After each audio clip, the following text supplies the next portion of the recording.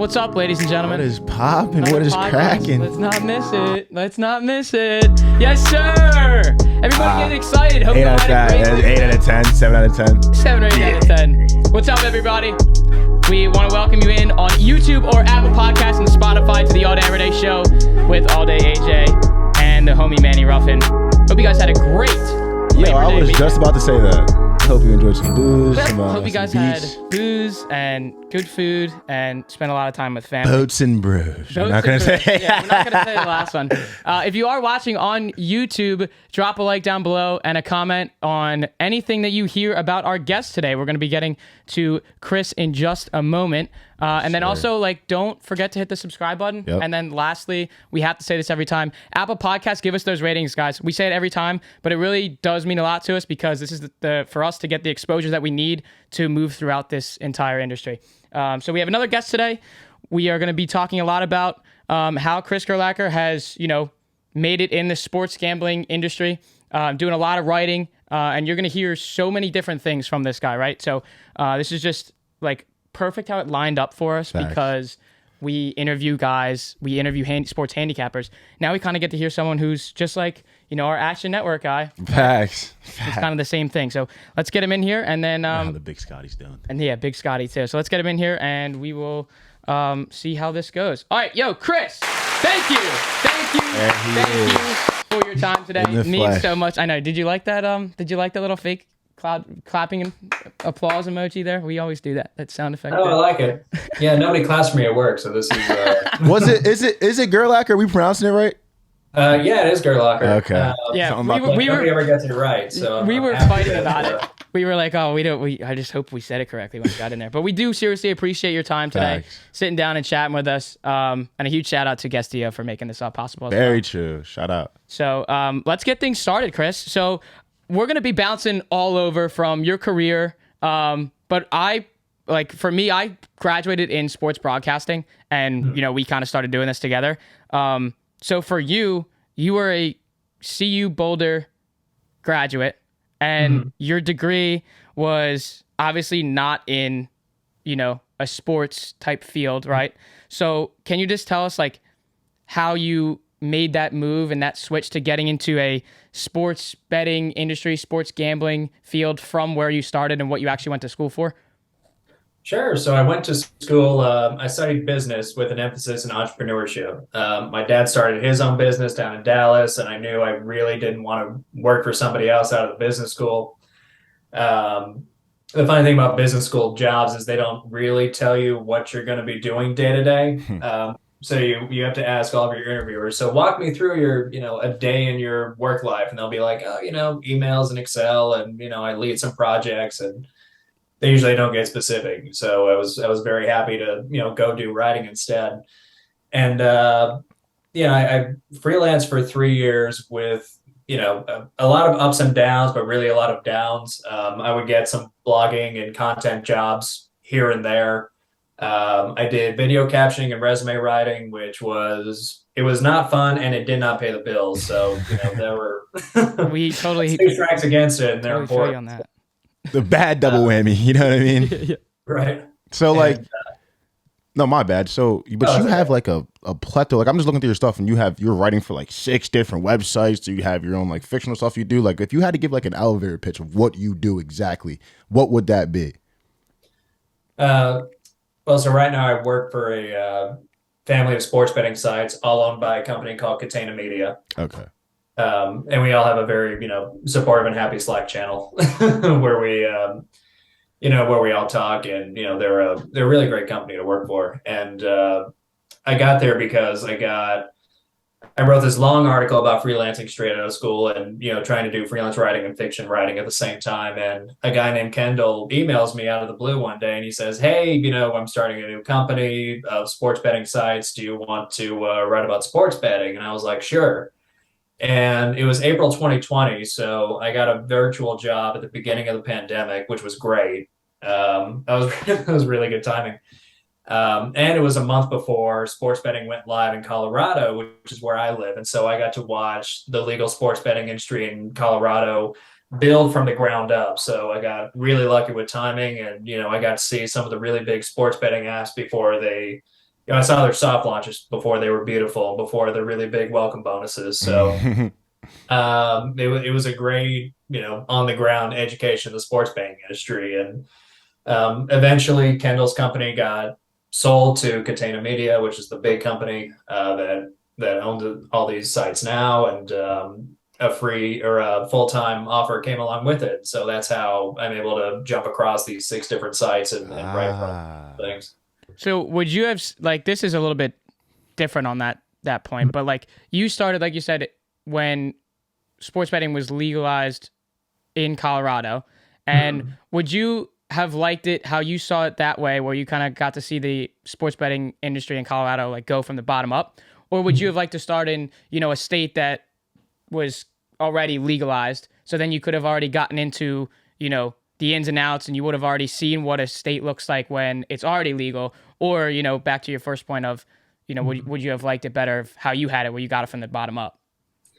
I definitely liked it better going bottom up. I grew up with startups. I studied startups in college. We had like a VC incubator down the street on Pearl Street next to all the bars. So Pearl Street. I liked seeing all that's where I felt at home. And that's how I oriented myself when I started writing about a new industry. And that's what actually let me do not only a lot of the industry level stuff that Kendall liked, but I also, since I didn't come from sports, a lot of my articles would make connections outside of sports. So like in the late summer when the vaccine trials, the really big ones were starting, I reached out to my network of doctors because that's where Dad worked, and, got some good, when will casinos open? What do doctors want people to know about going to casinos, for example, in the late summer of 2020. So those were all useful for, outreach and reaching out to mainstream media sources that,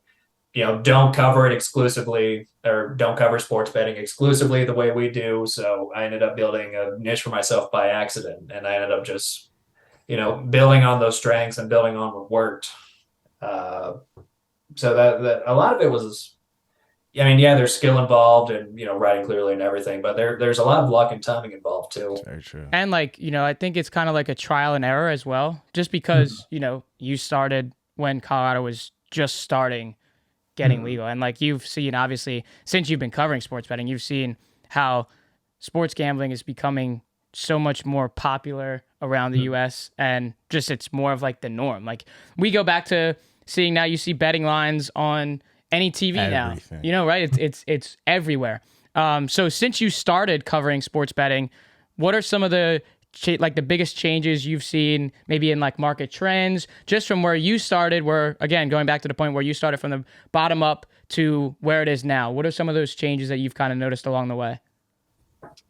The welcome bonuses have gotten bigger. They try to get you in there by any means necessary, man. We got a free 1,000, free 2,000 for you. I wouldn't have expected that. Yeah, no, well, they started in Colorado like, 250, 500, and now, they've really peaked out around, I think the largest now, I think Caesars is offering 1,250 in one of their states. They had to come down from 5,000 because that was too much to give away up front. Right. Right. And it's like, what, you get the free bets, right? So like if you lose it, if you go like full degenerate and throw like 5,000 on something, and then you get like the 5,000 in free bets, it's technically not like, it's still in the book. You have to bet that 5,000. Right. That's cool. I wouldn't have even thought that your answer would have been about the welcome bonus. I figured like maybe even like how the lines change, how the odds are moving. Like, we talk to guys that are sports handicappers, and they have so many people that are following their picks that when they put out like a play that's plus 2,000 in minutes, that's down to 1,000 already. Just like how fast people can take down the lines just from how many times random people are hammering that specific line. You know what I mean? Yeah, and you're also seeing some new market making sports books show up. So like Circa Sportsbook has obviously been around much longer than just their app. And when they set lines, they'll release odds, and they'll actually use the sharps and professional bettors to come in first, and they'll shape that line really for everybody else. And that's just because Circa will, release their lines either first or they'll be one of the first. And then, other books like, DraftKings or one of the other mass market books that are real popular, they'll just draw from, they might set their odds similarly to what Circa has done. And one of the things you're seeing is FanDuel is starting to drift in that kind of market making direction. So you're seeing them post their lines a little bit earlier. So, you're seeing some of those small movements as well. And like FanDuel TV as well. I did see that. Like we're just getting bigger markets from that. So how long were you immersed into gambling before you started writing about it? Or was this kind of like a, hey, I want you to write about sports betting? It's like, oh shit, I should probably learn about this. Like, were you a little bit of a DJ gambler before you started writing about it? Or were you just brand new to it? I was brand new. My dad made me place a sports bet on my 21st birthday for him when I went to Vegas. And that was about it. And the clerk, knew when I walked in that I did not belong in that room. I just recited whatever my dad told me. Do you remember I what said the the words, was? I gave her the money and took the ticket and that was it. But do you remember what the bet was? I have no idea. It was probably something on the Raiders. There it is. Older than me and my sisters. But no, I mean but the nice thing about, going to school for business and, getting in that startup world is, kind of all the little bits and pieces you have to look for and some of the, forces that bounce off each other. And it was really interesting later on. Eventually, I built a small niche writing about startups and entrepreneurship. And I got to interview a few times a company called Sport Trade. They're, I don't know if you heard of them, but, they're a new betting exchange type of company that's trying to launch in the US. And those are hard to launch because in every state, every sports betting business has to have like its own self-sustaining pile of money, which is fine for sports books because they can, move the odds. But for a betting exchange, it's tough because if you don't have enough bettors on there, the company just collapses because, bettors will say, hey, I want to, sell this bet to somebody else, and there won't be somebody on there to take it. Right. And so you have lots of betting exchanges over in Europe where, Ireland, the UK, and, other European or EU countries can all be part of the same pile of money. Harder to do in the United States when every state has to be its own little bubble. So Profit Exchange is either launching soon or has already launched. They're another betting exchange startup that's trying to make it up in the Northeast. So that'll be fun to watch those two battle it out.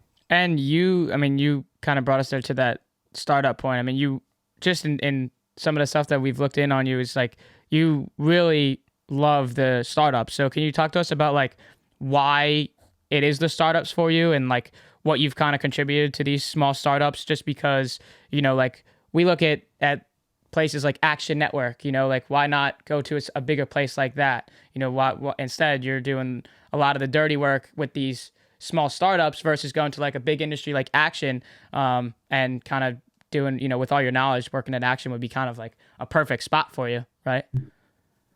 Well, there are a couple of reasons. Like covering startups or just working with the startup affiliate company? Just both. Okay.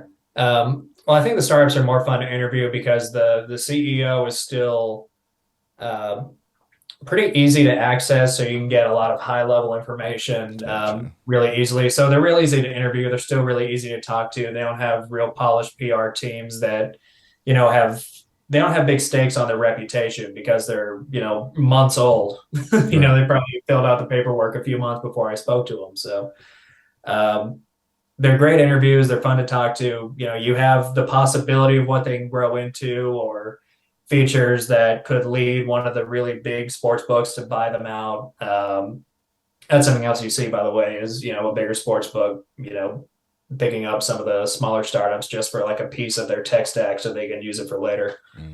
And working at startups, you get to wear more hats and you get to advance more quickly. So, I got to cover different types of writing. I got to learn how to do legislative writing and political writing and, just on the ground reporting from, working at a smaller sports betting news company instead of, going somewhere where I would have to specialize immediately and pick a corner. And as a result of doing that early on, even though I'm at a big company now, I'm one of our sections generalists, so I can, jump into legislative writing. I do political writing for our, predicted presidential election market page and stuff for the midterms. And, I've been covering Massachusetts, which is one of the new states opening up, in California, which is gearing up for a fight in November. That'll be interesting. And, so you're able to jump around in that way.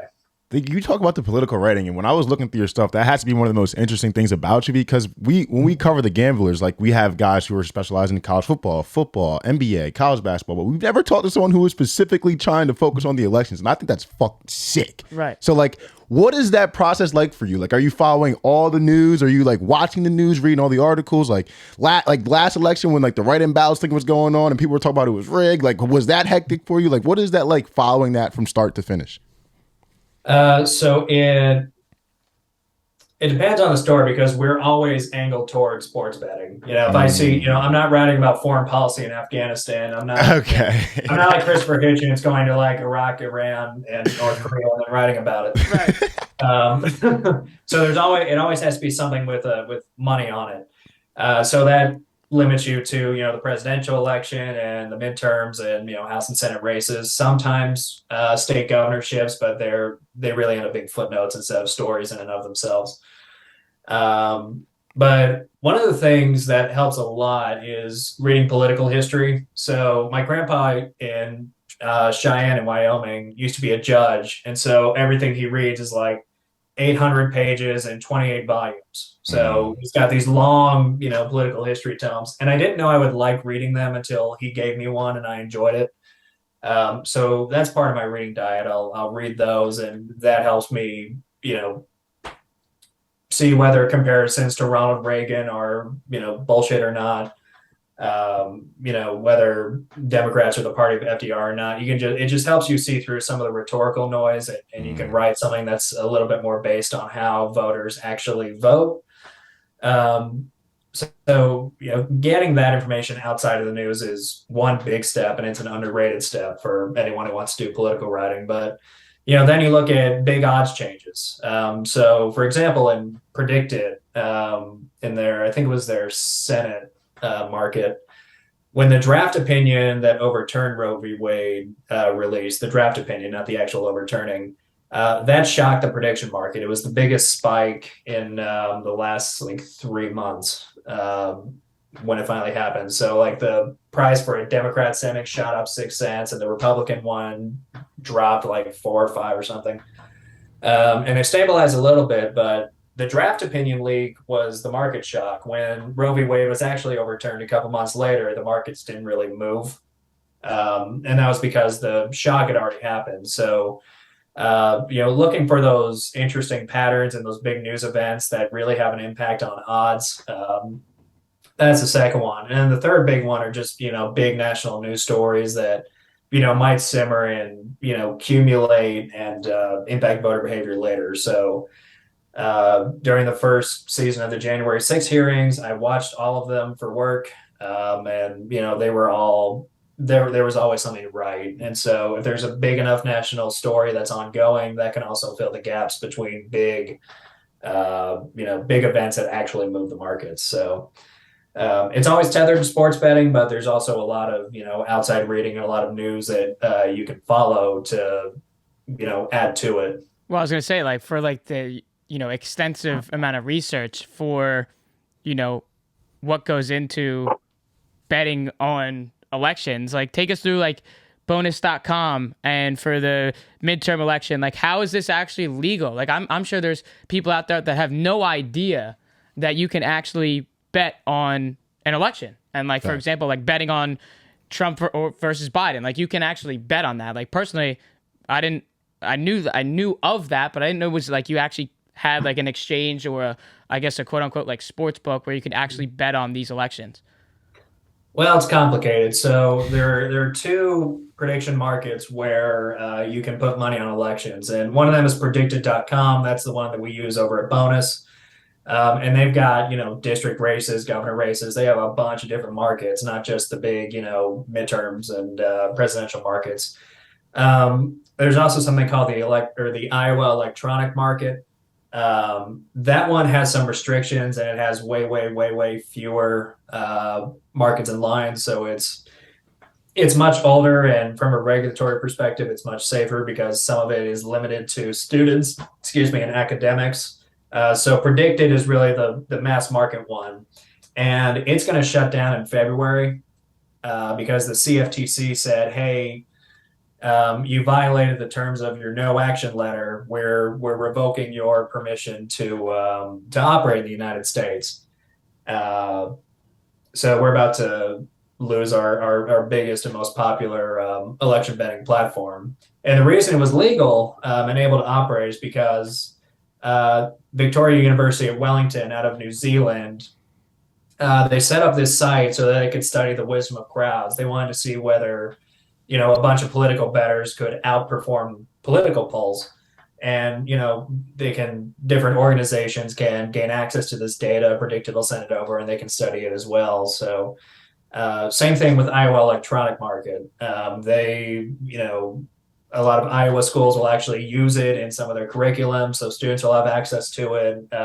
Professors will use it to teach students how markets work. So they're both academic, and they both have what are called no action letters from the CFTC. And a no action letter is just a letter that says, "Hey, you're allowed to break our financial rules as long as you follow this certain set of conditions."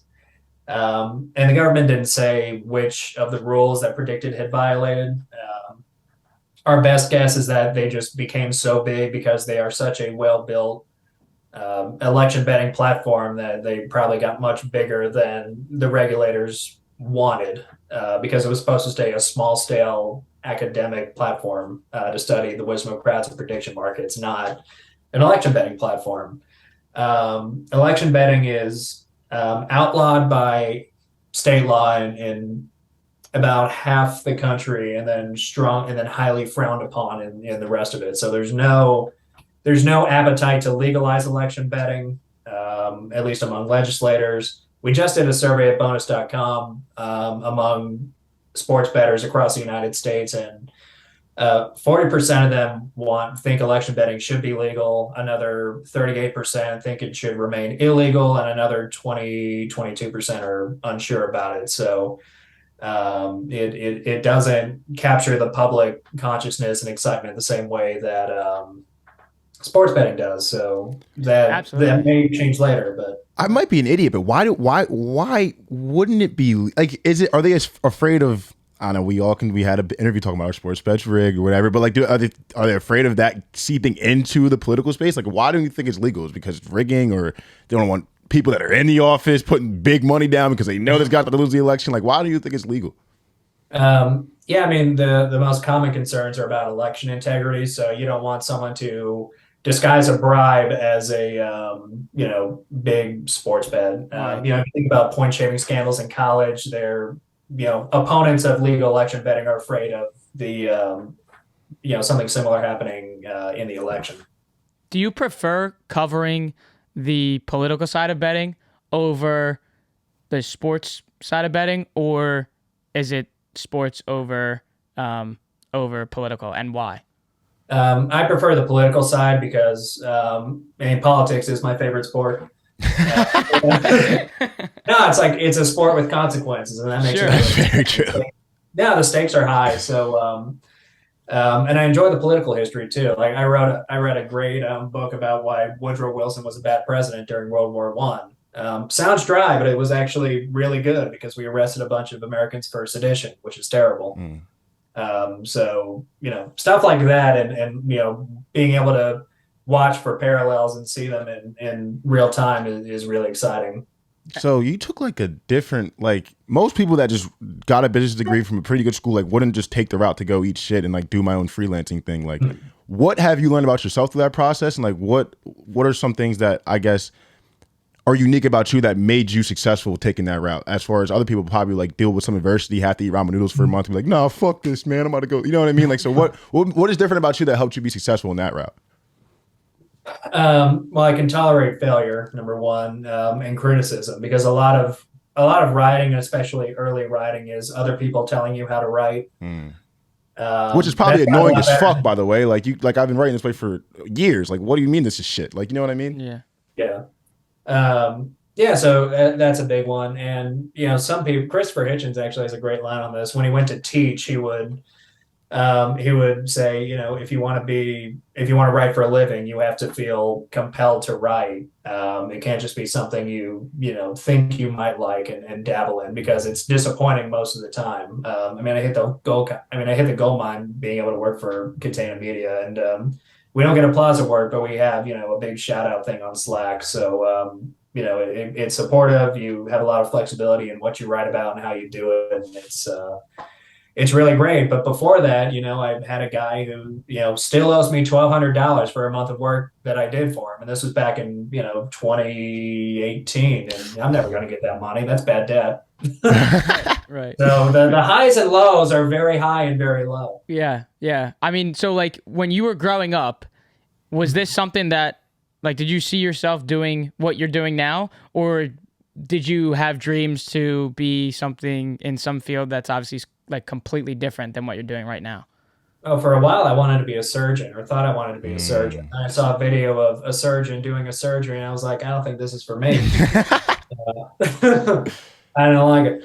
So, what actually got me into it, I know I wanted to, by the time I graduated, I was actually stuck between studying music and studying business, because I enjoyed both very much, and I had some aptitude for both. But when I got accepted to CU Boulder and visited the campus and found out they had an entrepreneurship program, I was like, I'm going here. This is an easy choice.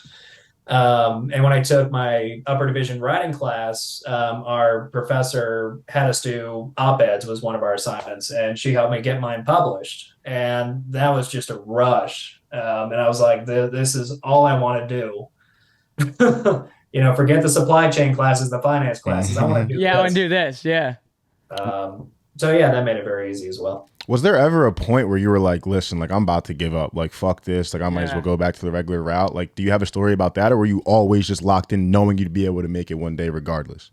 Oh, I didn't know I'm making it. I mean, my dad was paying my rent this whole time, which on the one hand makes me very lucky because I got to fail for as long as I did. But during one of the low points of freelancing, that was when I wrote my first book, and it took me 4 drafts to get to just a basic story, not even a good book, and then many revisions after that. And so, I think it was like October 2020. My dad was gentle about it. He was like, "Hey, what's your plan to monetize this or change direction?" I was like, "I need to make this work or figure something out."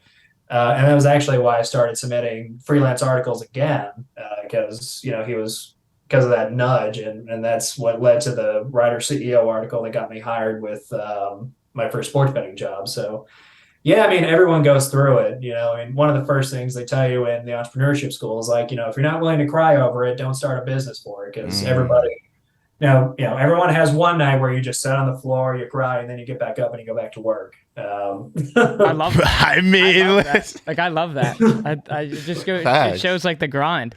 What's like been the hardest part of working in the sports industry? Because obviously when you think about sports, working in sports, there's little to no opportunities. There's not much money involved. So what's kind of like the hardships that you've had, or, one thing that's actually been the hardest for you working in this, cutthroat industry?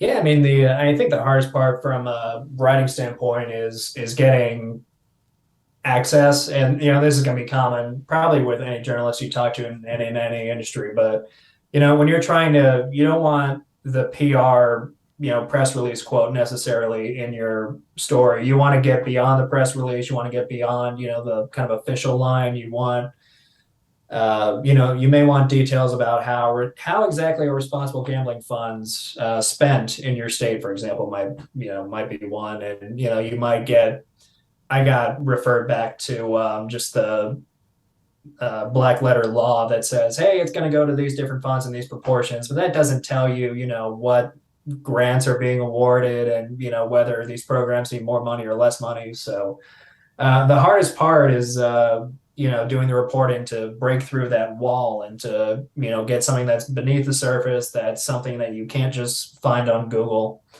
Those kinds of deeper answering those deeper questions. Right, right. And like, you touch on like it being super hard because even in any industry or any part of, working in sports, obviously like the hardest part is actually just doing it. Right. Like, like, and hearing a lot from what people could say of, you just have to like not care of failing. And obviously, you've dealt with all that with like writing and everything. So in terms of working at Catena Media where you're mostly writing, did you ever see yourself doing something more of like reporting, being on camera, maybe doing that like along your way up? Or was it always like, I want to write, I have the skills to be a good writer. I always wanted to go down that path of writing instead of, just actually getting on camera, being like a sideline reporter or like, you know what I mean? Yeah, I still don't see myself as a sideline reporter. I've always been able to speak in public. Yeah. I took a class in high school, and the culmination of that class was like a big 35-minute, 40-minute speech at the end of the year. And, I did it, and I always found a way to be entertaining in front of a crowd. And like I officiated my first wedding last year, and I enjoyed it a lot. And I, made it funny and, drew from literature and impressed one of the lit majors in the crowd by accident, which was great. But all my strengths still lie in writing. Most of all, I can speak, I can have a good conversation. I can shower to appear on camera, but this is it's still my favorite. I'm happy to do this, but writing would still be my favorite. I wouldn't want to do only interviews on camera. If that makes sense. And then for working like at all these different websites in different markets, and regional sites, right? How do you kind of differ what you're writing about that's different from state to state, So every state is a little bit idiosyncratic. Everything has its own, rhythm or regulations or little quirks. So, for example, something I've written about in Ohio. Ohio, I think, is the first U.S. state to not allow risk-free bets to be called risk-free bets. Really?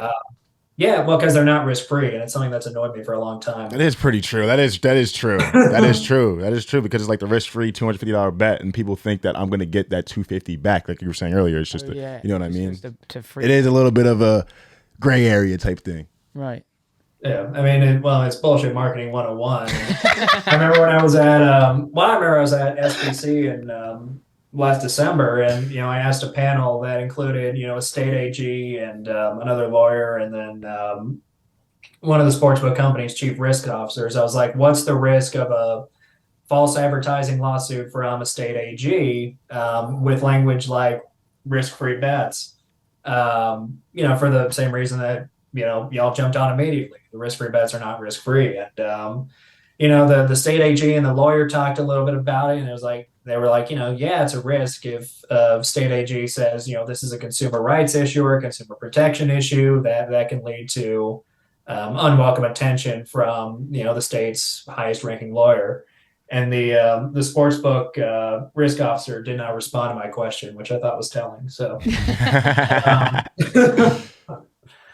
But yeah, I mean, those are, but yeah, so anyway, Ohio is taking a step forward in doing that. So really the only risk-free offer has to actually be risk-free. So like the $10 or $25 or $50 you get just for creating an account, that can be called risk-free because that is risk-free most of the time. And, in California, they have they're doing sports betting propositions, and it's possible that both of them will pass and that the courts will have to, resolve any conflicting parts of the two laws. So that ongoing legal battle is kind of California's storyline.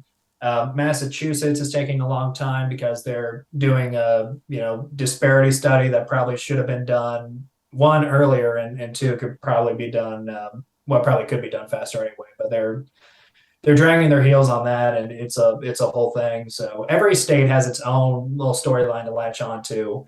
And, all the new states will have, some stories in common, but the content of those stories will all be a little bit different. Well, yeah, because I was going to say, it's pretty cool that they, each state kind of differs in itself of like how they individually do sports betting, right? Because you're seeing the risk-free stuff with Ohio.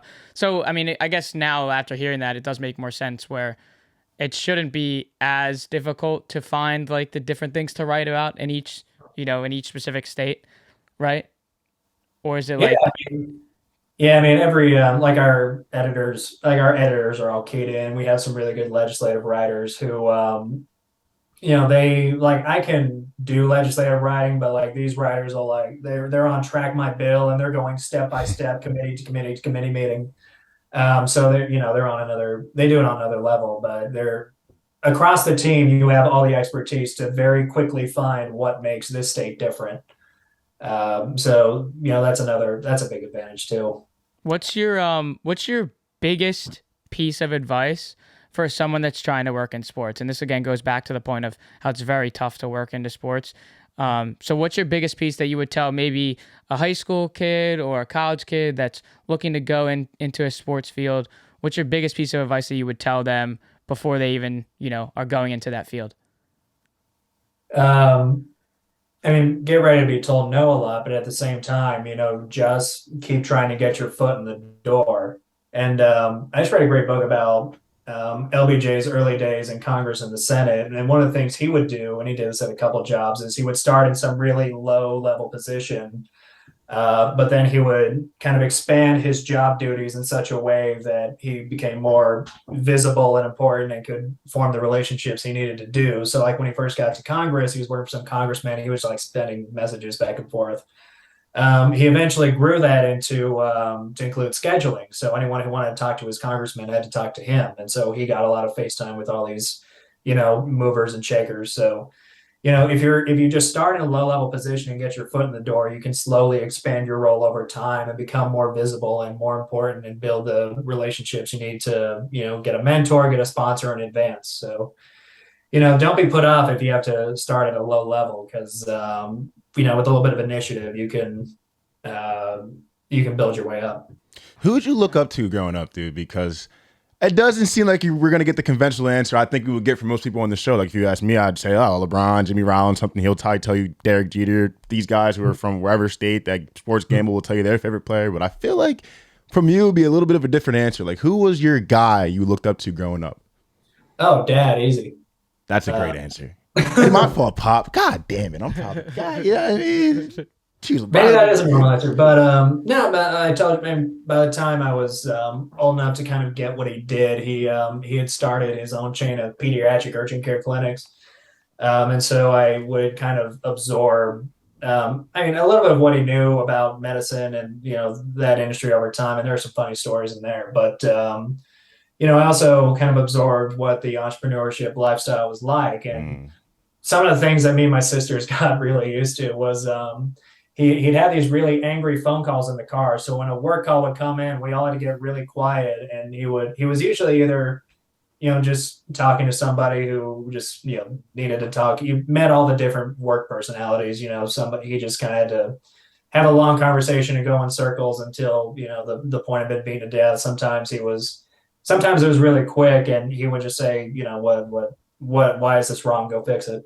And sometimes, especially in the later days when he was selling it and he was yelling at the management company that eventually took over Acute Kids, they were the really angry, swearing conversations that were fun to be in the car with. So, that's where I learned, when you do that, you have to drop everything kind of at the drop of a hat. And like the startup in a marriage is like a third partner in the marriage too. So, that's something you have to navigate as well in the realm of entrepreneurship. So, learning all those little things and watching him handle it really well. And he's also one of those people who naturally gets along with everybody. So he was always one of the fun parents that all the teachers liked. So like at the pickup line in elementary school, he'd grab the big megaphone they used to call your name, and he was calling mom over to come stop talking to somebody so they could go home. He also writes a funny Christmas letter every year, which I've started to do as well, and it was inspired by a Christmas letter he hated. So that kind of go fix it, go do a better attitude. That's something that I think anyone can learn from, and it's a blast to watch growing up too. Yeah, I love it. Well, so you grew up in Dallas. Yep. So tell us how you didn't fall into the sports fandom of the Dallas Cowboys and that you are a Denver Broncos fan? A couple reasons. The Cowboys were having a rough patch by the time I was old enough to care, so that didn't help. Actually, I started liking football because Jay Ajayi was our high school running back on our football team my freshman year, his senior year. What? That's so wow. Cool. Yeah. Yeah, it was the only year we were good. So we went to playoffs and it was fun. And I was in the marching band, obviously. And we got to march in Cowboy Stadium because we made it to playoffs, and that was where the first round of high school playoffs was down in Jerry World. So that was a good time. That's crazy. Yeah, but when I met my fiance, her whole family they're diehard, Broncos fans, Rockies fans. And so her mom won't cook for me if I don't support the Broncos. So it was I'm very food motivated, so not unlike my dog. So that was an easy transition to make. And the Broncos had an amazing year a year or two after I got up here for college. I think wasn't Peyton Manning's Super Bowl game like yes it was. Yeah, so. Yes it was. Broncos have had some rough times since. I remember in 2018, the Broncos and Ravens, the Broncos blew a 20-point lead and the Ravens caught back up. It was a bad time in the Allen household. How do you feel about your Broncos this year? Russell Wilson's coming in, got some weapons out there, the defense is looking good. How do you feel this year? I mean, better than in years past, but we're not going to the Super Bowl this year. No. One of the things we've stopped doing is what we used to do. There used to be a betting system I suspected was a system that I missed out on for like 2 years or 3 years of sports betting. But like in a year or two after Peyton Manning left, the Broncos would, do okay to decent in the first half. And then a completely different team would come out in the second half and they would just throw the game. That's very true. And so there were a couple games like, the Ravens won in 2018 where you could have gotten just great odds on the opposing team if you were willing to make that bet in front of people and for money. Yeah, I think also, just you have kind of like the ups and downs because you have the Avalanche over there. That's true, yeah. You have the Rockies who are kind of on the down. And they're always not that good. And then now you kind of have like a little bit of excitement with the Broncos. But tell us about gaming today and how that kind of differs or differed from the stuff you're doing at Catena Media. Well, gaming today is also owned by Catena Media now. So gaming today is unique because that's the really big, high-level industry stories. And so a lot of the stories that are just really big and industry wide and usually require the most reporting tend to go on Gaming Today. So actually my editor for Gaming Today, when he came on, he really taught me how to do reporting at a much deeper level because he would keep asking me for more than I gave him. He was like, "Hey, why don't you reach out to these couple officials?" And I was like, it should have occurred to me to reach out to these people. I don't know why I didn't do it already, but Gaming Today was it was a print newspaper long before it was an online news site. And so there's a level of prestige on Gaming Today and a history on Gaming Today that some of the newer state-specific sports betting sites don't have.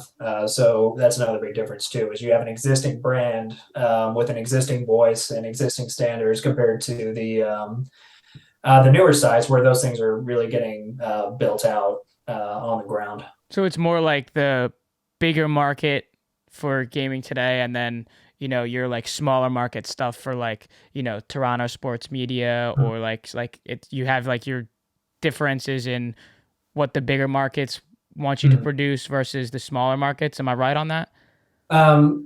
Yeah, I mean, I'm not covering state-specific issues unless there's a potential national pattern or national implication. So like a lot of the advertising and responsible gambling stories and the funding stories, those will go on Gaming Today. So even if my hook is like, oh, Ohio is the only one doing is banning the risk-free bet language, a story about how other states might respond would have a very happy home on Gaming Today. And you did stuff with the Olympics for Gaming Today, right? Tell us about, the line changes and all that, because again, with the Olympics, it's sports that we're really never talking about unless it's the Olympics. So kind of talk us through like the lines that you were updating and how it was just way different than doing it for, you know, an NFL or an NBA. Well, the Olympics change every day. And so the two major sections of the Olympics page were the medals and the odds. And the odds are very tedious because depending on, the event, every sports book will list them a little bit differently, or some will have them down to adjust the odds and then put them back up. So some of those little different sportsbook terms in how they list the odds, that makes the Olympic be like the only thing you do for 2 weeks. And then the medal section is something that I suggested we add this past year because it gives you something to go look at on the page after the Olympics ends. And it also helps you, balance out the page. So as you have fewer and fewer events, you have more and more medals, and it's just a really easy way to get a big picture and see how all of those contests are resolving. So it's a lot. If we were to do it for the NFL, we would have longer breaks in between each update than you do during the Olympics. Yeah, the Olympics, I think, for betting are just completely, like, just compared to the MLB, which is a longer season versus those 2 weeks. But that's all the time that we have for you, Chris. We really, really, really appreciate all this knowledge that you've given us today. I mean, like I said at the beginning, we're talking to guys that people are paying for their picks and what they're betting on. Versus with you are somebody that is in the industry, but you're doing a lot of like that close-knit, down to the earth type of information and reporting, and especially to learn about the political side, because like I don't think we're ever going to hear that from anybody. So we seriously do appreciate your time today, and stay connected with us, and we'll do the same. We really do appreciate it. Sure. Thanks, y'all, for having me. This was a lot of fun. This was a lot of fun. Thank you so much, Chris. Take care, and we'll talk to you soon. All right. Thanks so much. You got it. That was really fun. Yeah. And I mean, it goes back to the point of like literally not like seeing who we have had on prior. Facts. So if you guys have enjoyed this episode on YouTube, drop a like down below and a comment on the differences that you learned from Olympic lines to NFL and NBA lines, or anything on the political side. We really do appreciate it. We have a large week coming up. Yes, we do. With Bill on Thursday, so be ready for that.